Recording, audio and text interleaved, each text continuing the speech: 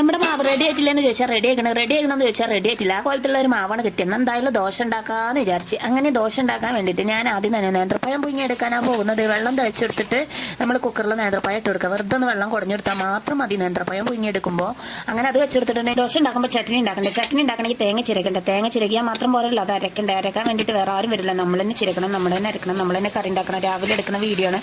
പച്ചമുളകും ചെറിയ ഉള്ളിയും ചേർത്തിട്ട് അരച്ചെടുക്കുക. പാകത്തിന് ഉപ്പും കൂടി ചേർത്തിട്ട് പിന്നെ ഉപ്പിടേണ്ട കാര്യമില്ല. ചായ വെള്ളം റെഡി ആയിട്ടുണ്ട്. ഇനി നമുക്ക് ചായക്ക് വെള്ളം വെക്കാം. അതിന് ഞാൻ എല്ലാത്തിനും കുക്കറാണ് എടുക്കുക. കറി ഉണ്ടാക്കാനും കൂട്ടാണ്ടാക്കാനും ഉപ്പേരി ഉണ്ടാക്കാനും. ദോശ മാത്രം ചുടാൻ ചട്ടി എടുക്കും.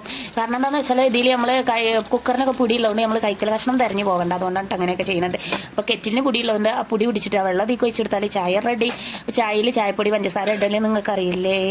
അപ്പോൾ ഞാൻ അടുത്തായിട്ട് നമ്മൾ ചട്ടിയിലേക്ക് കുക്കറിലേക്ക് എണ്ണ ഒഴിച്ച് കൊടുക്കുന്നത്. ഇനി നമുക്ക് ഇതിലേക്ക് കടുകിടാം. കടുകിട്ടതിന് ശേഷം കറിവേപ്പിലിടാം. അപ്പോൾ അത്രയേ ഉള്ളൂ. നമ്മൾ തേങ്ങൻ്റെ അരപ്പ് തീക്കം ചേർത്തെടുക്കുക. ഇനി നമുക്ക് കടുകിട്ട് പൊട്ടിച്ചാൽ ആദ്യം കടുകിട്ട് പൊട്ടിച്ചിട്ട് അരപ്പ് ചേർത്തെടുക്കുക. പിന്നെ എന്തൊക്കെ ഓർത്താൻ നമുക്ക് സുഖമാണെന്ന് വിചാരിക്കുന്നത്. അങ്ങനെ അരപ്പും ചേർത്ത് കൊടുത്താൽ നമ്മുടെ ചട്നി കറി റെഡി ആയിട്ടുണ്ട്.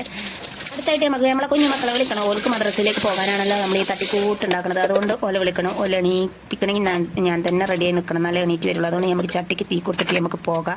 ചിലപ്പോൾ കുറേ ടൈം എടുക്കും. അപ്പോൾ നേന്ത്രപ്പഴം ഇവിടെ റെഡി ആയിട്ടുണ്ട്. ദോശ നമുക്ക് ചുടാൻ വേണ്ടിയിട്ട് ഇതിലേക്ക് കുറച്ച് എണ്ണ ഒഴിച്ചെടുക്കാം. വെസ്റ്റേജിൻ്റെ തവിലോയിലാണ് ഞാൻ ഇവിടെ ഒഴിച്ചെടുത്തിട്ടുള്ളത്. എന്നിട്ടൊന്ന് കലക്കി യോജിപ്പിക്കാം. നമുക്ക് എണ്ണ ചട്ടിയിലൊന്ന് തടവി കൊടുക്കാം. എന്നിട്ട് ഇതുപോലെ ഒഴിച്ചെടുക്കാം. നിങ്ങൾക്ക് ഏത് മോഡലാണ് ദോശ വേണ്ടത് നിങ്ങൾ പറഞ്ഞോളൂ. അതുപോലെ ഞാൻ ചുട്ടത്. നിങ്ങൾക്ക് ഈ മോഡലാണ് വേണ്ടത് അതോ കയ്യിലോട് ചുറ്റിച്ചിട്ടുള്ളതാണോ വേണ്ടത് നിങ്ങൾ പറയൂ.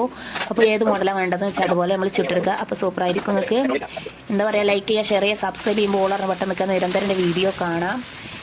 ഓക്കെ. അപ്പോൾ ഇതുപോലെ ചുടണമെങ്കിൽ നിങ്ങൾക്ക് ഇതുപോലെയും ചുട്ടെടുക്കാം. നിങ്ങൾക്ക് വേണ്ട പോലത്തിലാണ് ഞാൻ ചുട്ടിരുന്നത്. അപ്പോൾ കുട്ടികൾ ഇവിടെ ചായയോട് കഴിഞ്ഞിട്ട് പോകാനുള്ള പരിപാടിയിൽ ഒരുങ്ങാൻ നിൽക്കുകയാണ്. ഇപ്പോൾ ചട്നി കറിയും ദോശയോ ഓൾക്ക് നല്ല ഇഷ്ടമാണ്. അത്രയേ ഉള്ളൂ. അപ്പോൾ ഇവന് പോകാൻ റെഡിയായി. മറ്റുള്ള പോയി സലാം പറഞ്ഞെല്ലാവരും പോയി. പിന്നെ അടുത്തതായിട്ട് എനിക്ക് ദോശ കഴിക്കണം. ഞാൻ ഏത് ദോശ ചുട്ടും എന്നുള്ള ടെൻഷനിലല്ല. ഇത് റവ ചേർത്തുകൊണ്ട് തന്നെ നെരിഞ്ഞും മൊരിഞ്ഞും കിട്ടും. സലാം പറഞ്ഞ് കുട്ടികൾ ബൈ പറഞ്ഞ് പോയി.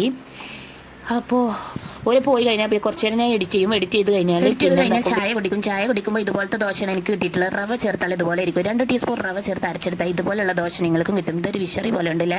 ചൂടത്ത് വീശാനും നല്ലതാണെന്ന് തോന്നുന്നു. ഫുഡ് പ്രൊഡക്റ്റ് ആയതുകൊണ്ട് ഞാൻ വീശാൻ നിൽക്കുന്നില്ല. ഞാൻ വിഷറി ഉണ്ടാക്കിയിട്ട് വീശാന്ന് വിചാരിച്ച്.